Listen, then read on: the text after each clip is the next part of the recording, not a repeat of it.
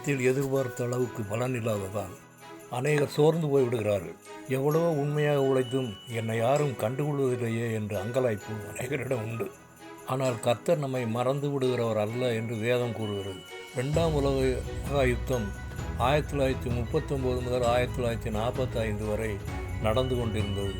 அதற்காக நிலக்கரி அதிகமாக தேவைப்பட்டது. எனவே இங்கிலாந்து பிரதமர் வின்ஸ்டன் சர்ச்சில் ஆயிரக்கணக்கான சுரங்க தொழிலாளர்களை கூட்டி அவர்களை ஊக்குவித்து பேசினார்.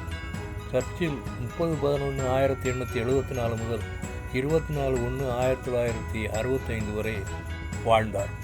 போர் முடிந்ததும் முப்படை வீரர்களும் ஊர்வலமாக வர வேண்டும் என்றும் சாலையின் இருபுறங்களிலும் ஜனங்கள் உற்சாகமான வரவேற்பு கொடுக்க வேண்டும் என்றும் கூறினார்.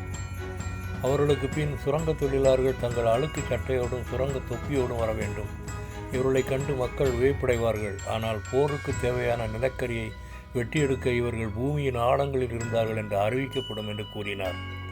இது எவ்வளவு பெரிய உண்மையை எடுத்து காட்டுகிறது. நமது ஊழியத்திற்கு, சேவைக்கு, பணிக்கு சரியான அங்கீகாரம் கிடைக்காமல் இருக்கிறது என்று நாம் வேதனைப்பட வேண்டியதில்லை. பரலோக கணக்கில் அவை ஏற்றப்பட்டு கொண்டிருக்கிறது என்ற நிச்சயத்தோடு நாம் வாழ வேண்டும். 2 நாளாகமும் 15:7 உங்கள் கிரியைகளுக்கு பலன் உண்டு. 2 Chronicles 15:7 Your works will be rewarded.